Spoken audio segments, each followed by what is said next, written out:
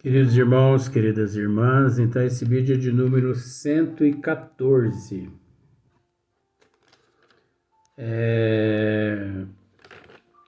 O instinto e a inteligência. Nos encontramos agora na questão de número 14. Então, você que está acompanhando, você sabe que há no princípio aqui do tema instinto e inteligência algumas interrogações de Allan Kardec. Qual a diferença entre o instinto e a inteligência? Onde acaba um e o outro começa? Será um instinto uma inteligência rudimentar? Ou será uma faculdade distinta, um atributo exclusivo da matéria?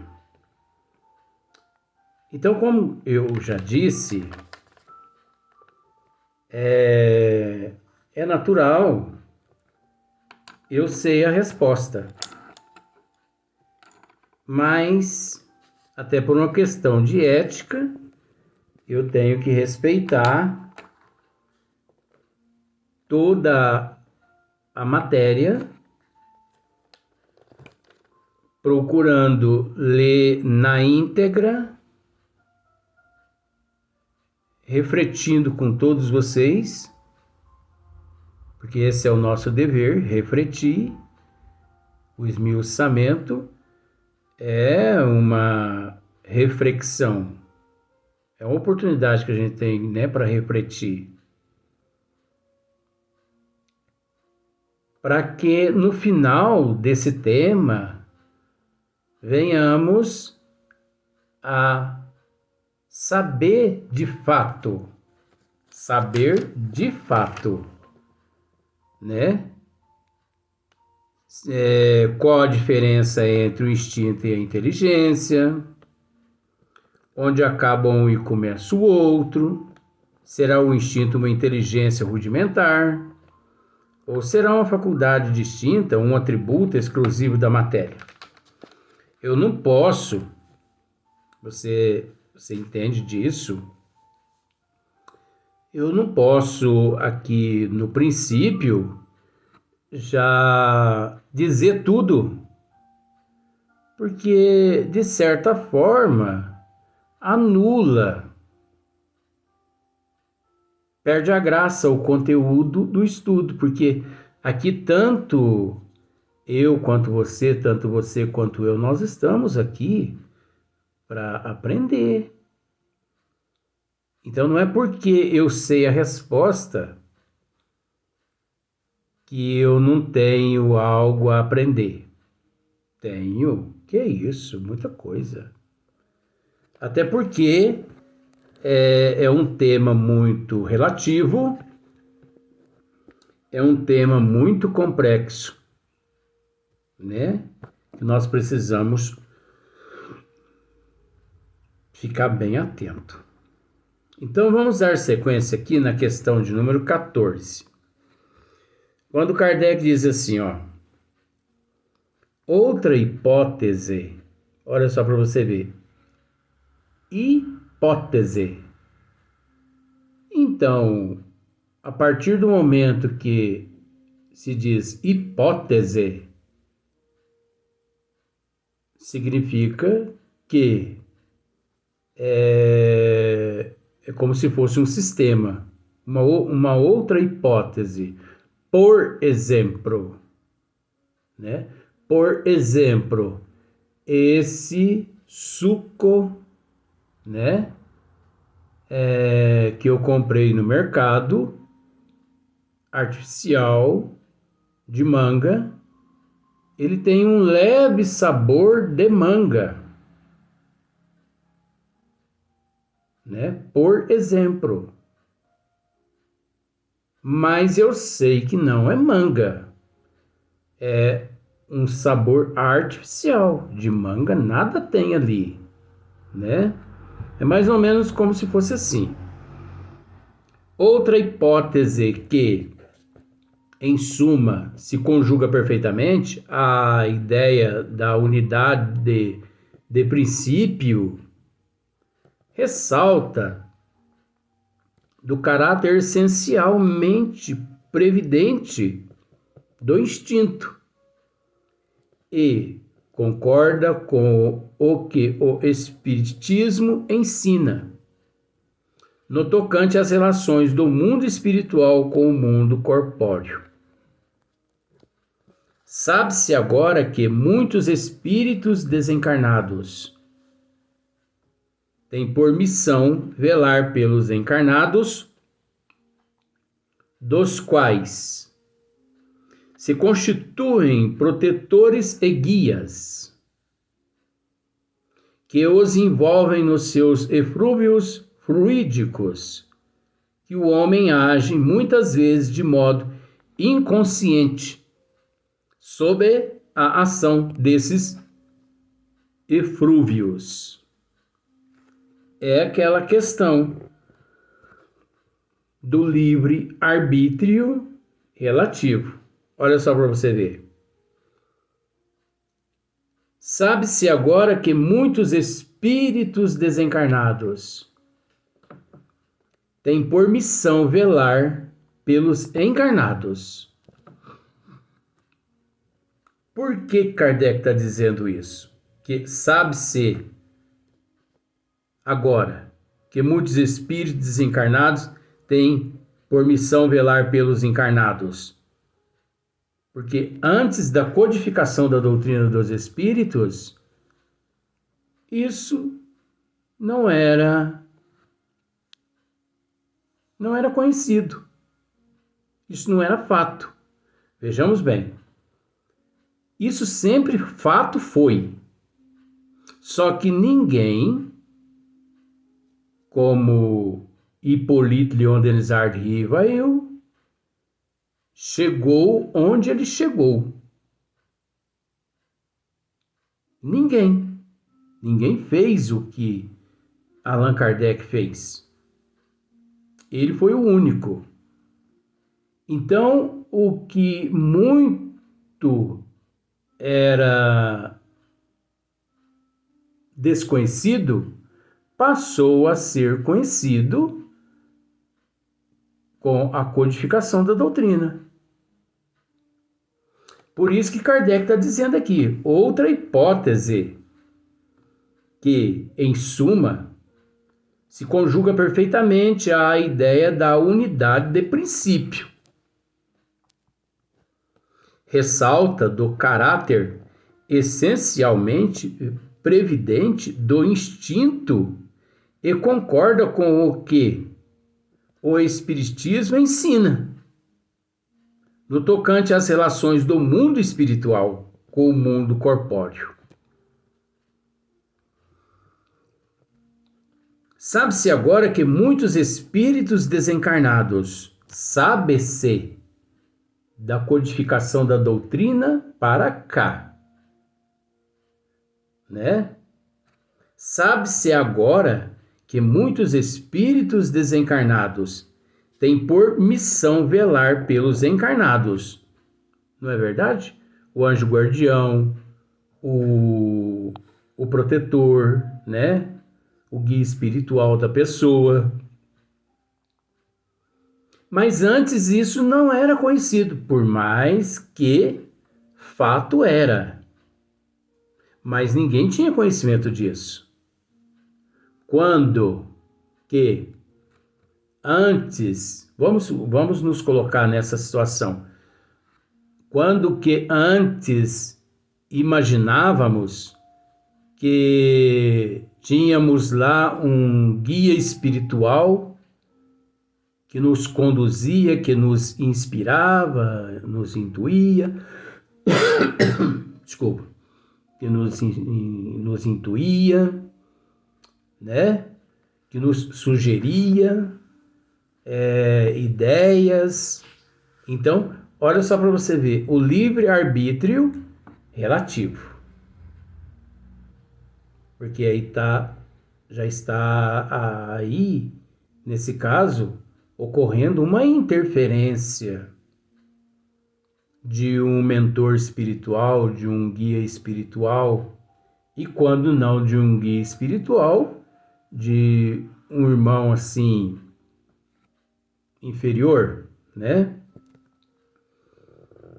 Dos quais se constituem protetores e guias que os envolvem. Eu acabei de dizer aqui, ó, protetores e guias que os envolvem nos seus eflúvios fluídicos. Que o homem age muitas vezes de modo inconsciente sob a ação desses fluidos. Isso é verdade. Os mentores espirituais, eles nos envolvem de uma tal forma em seus fluidos, né? Que, de certa forma, o homem, muitas vezes, ele age de modo assim, muitas vezes de modo inconsciente sob a ação desses eflúvios. Sabe-se ao demais que o instinto, olha só para você ver, sequência. Sabe-se ao demais que o instinto, que por si mesmo produz atos inconscientes, predomina nas crianças e, em geral, nos seres cuja razão é fraca, né? Aí isso é muito relativo. Eu, de certa forma, eu consigo... Por que eu digo isso é muito relativo? Porque eu, de certa forma, eu possuo uma visão, devido aos estudos que amealho no plano espiritual à noite, e devido à bagagem que trago também de existências passadas, não é que eu não concordo, veja bem, não estamos aqui para não concordar com Kardec, de forma nenhuma. Kardec está certinho aqui. Mas por que ele está certo? Devido ao nível evolutivo da humanidade. Como já tivemos a oportunidade de dizer várias vezes, o probleminha está naquele termo que se diz evolução, né? Evolução. És evoluído? Sim. Então, você há de convir comigo que quanto mais evolui o ser, menos precisa ele do instinto. Quanto mais evolui,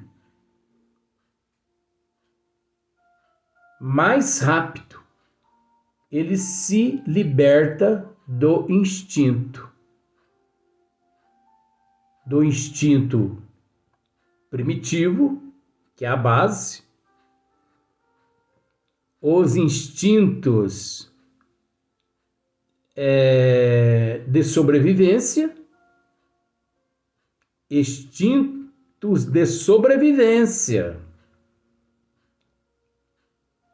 instinto de conservação. Mas não é tudo um só, Luiz? Sim, tudo um só. Muda-se os termos, mas nós somos obrigados a esmiuçá-los para que as pessoas entendam de uma forma assim generalizada. Então, o instinto primitivo, esse é a base. O instinto de sobrevivência. É óbvio que todos os seres envolvidos e subjugados ao instinto apenas, ele deve se mover. Então ele sente a necessidade, ele sabe que ele deve buscar um alimento, uma caça, por exemplo. Mas a forma como ele planeja, que não tem nada a ver com o instinto, nem o instinto primitivo e nem o instinto de sobrevivência.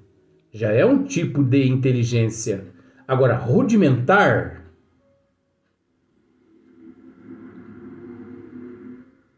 obviamente, isso é relativo. É relativo. Mas que existe algo, existe. Como nós já dissemos nos vídeos anteriores, antes de nos preocupar com instinto e inteligência, antes de nos preocupar com origem, princípio, nós temos que buscar entender que tudo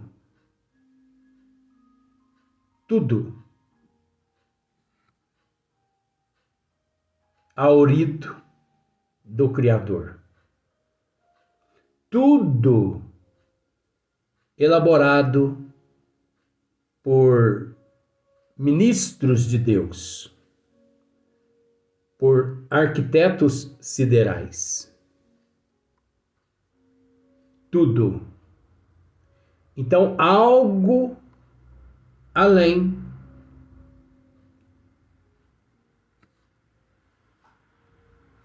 sobreexcita. Eu tenho que usar esse termo por falta de outro. Algo além sobreexcita todos os seres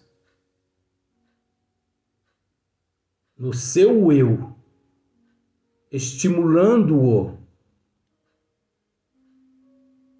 a atitudes, a certas reações adversas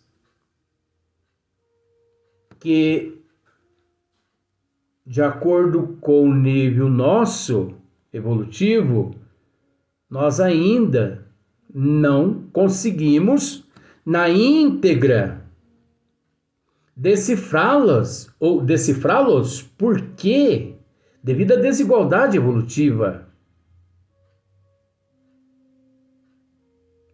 Pensemos da seguinte maneira: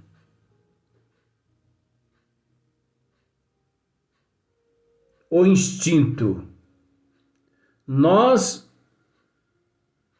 o perdemos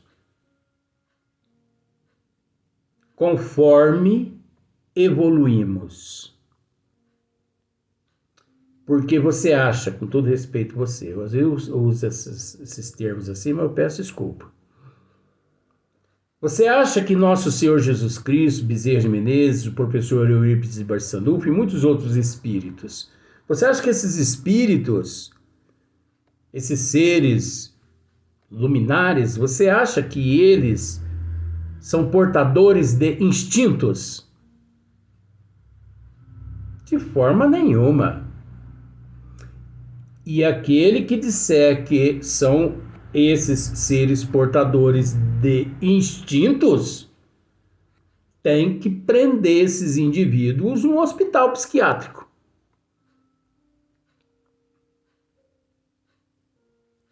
Porque vamos fazer assim uma comparação assim muito muito, né, muito pobre.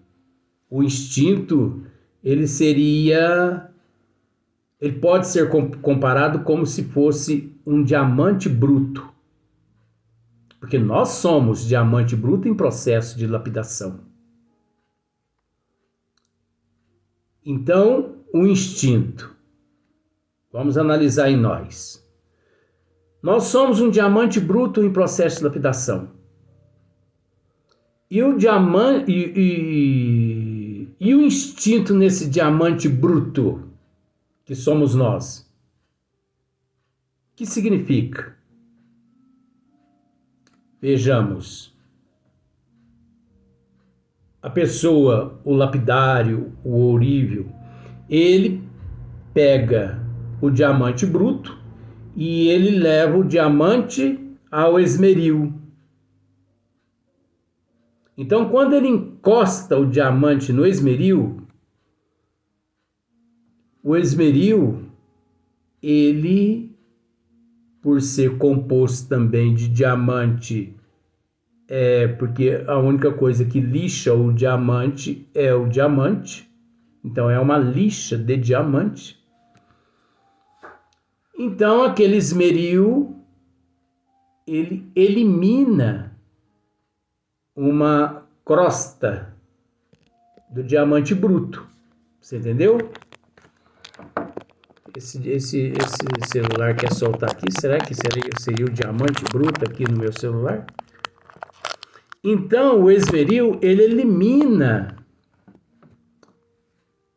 uma crosta do diamante bruto. E ali onde elimina, reluz. Por que reluz? Porque ali o nome depois dado àquela onde foi lapidado chama-se faceta.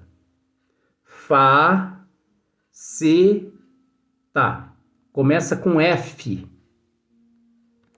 Faceta. Digita isso no Google, você vai ver. Porque às vezes as pessoas confundem muito, né? A pronúncia confunde. Não. Começa com F. Faceta. O diamante, ele é composto por... Tem diamante que é composto por 57 facetas, um peão, que é aquele peonado dele, e a mesa. Estude isso para você ver. É gostoso, gente. Isso não é conhecimento jogado fora. E quanto mais lapida o diamante, mais ele reluz. Então, o diamante lapidado, ele não possui mais instinto. Entenda bem, com todo respeito. O espírito lapidado, ele não possui mais instinto, de espécie alguma. O professor Eurípides e o Dr. Bezerra de Menezes são espíritos, são diamantes lapidados. Eles não possuem mais instintos. Agora, eu posso dizer que no nível que nos encontramos, nós somos detentores de uns 50% de instintos ainda, porque nos encontramos muito próximo ao ponto de partida que o ponto de chegada. Assim, um amigo meu uma vez disse isso, eu nunca mais esqueci desse amigo meu. É uma pessoa super inteligente, esse amigo meu. Porque ele conseguiu raciocinar isso.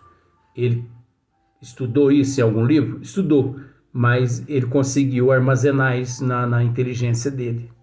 Isso não é para qualquer um, não.